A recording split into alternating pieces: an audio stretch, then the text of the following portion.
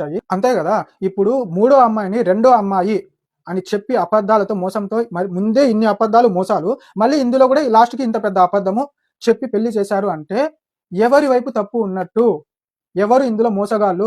ఎవరు ఇందులో అవినీతి పరులు? ఎవరు ఇందులో పిల్లల చేత బ్రోతల పని చేపిస్తూ ఉన్నారు? ఎవరు ఇందులో పిల్లలతో బిజినెస్ చేపిస్తూ ఉన్నారు?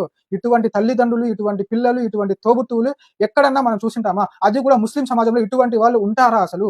ముస్లిమ్స్ అంటేనే మ్యాక్సిమం దేవుడికి అత్యంతగా భయపడేవాళ్ళు, అల్లాహకి భయపడేవాళ్ళు. రేపు పొద్దున్న చనిపోయిన తర్వాత మనం దేవుడికి కంపల్సరీగా మనల్ని దేవుడు ప్రశ్నిస్తాడు అనే భయంతో బతికే వాళ్ళే ముస్లింలు.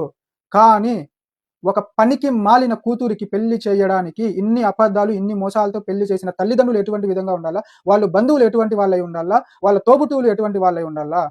చివరికి ఇన్ని అబద్ధాలు, మోసాలతో పెళ్లి చేసినా కూడా ఆ అమ్మాయి ఏమైనా సక్రమంగా భర్తతో, అత్త వాళ్ళతో మంచిగా ఉందా అంటే 0%.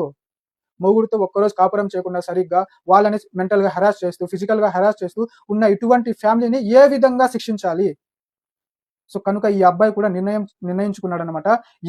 ఈ అబ్బాయిని మోసం చేసిన ప్రతి ఒక్కరిని కోర్టుకు లాగి శిక్ష పడేలా చేయాలి అని అయితే ఖచ్చితంగా నిర్ణయించుకున్నాడు. ఎవరైతే మధ్యలో బ్రోకర్లు ఉన్నారో, వాళ్ళ పిల్లలు ఎవరైతే ఉన్నారో, ఈ అబ్బాయిని కొట్టిన వాళ్ళతో సహా ఎవరైతే వాళ్ళ తోబట్టువులు ఉన్నారో, వాళ్ళ తల్లిదండ్రులు ఉన్నారో, ఈ అమ్మాయి అయితే ఎవరైతే ఉందో ఈ అబ్బాయి భార్య, ఇన్ని మోసాలతో, ఇన్ని అబద్ధాలతో ఇవన్నీ నిరూపించి వాళ్ళని కంపల్సరీగా వాళ్ళకి శిక్ష పడేలా చేయాలి అని అయితే ఈ అబ్బాయి నిర్ణయించుకొని, ఇంకా పెద్దవాళ్ళ దగ్గర మధ్యస్థాలు కుదరవని అయితే నిర్ణయించుకొని, ఇంకా కోర్టులలో వీళ్ళు చేసిన ప్రతి ఒక్క అబద్ధము, ప్రతి ఒక్క మోసాన్ని, ప్రతి ఒక్క అవినీతిని జడ్జి గారి ముందర నిరూపించి వీళ్ళని కంపల్సరీగా శిక్ష పడేలా చేయాలని అయితే నిర్ణయించుకొని ఈ అబ్బాయి పోరాటం అనేది సాగిస్తూ ఉన్నాడు.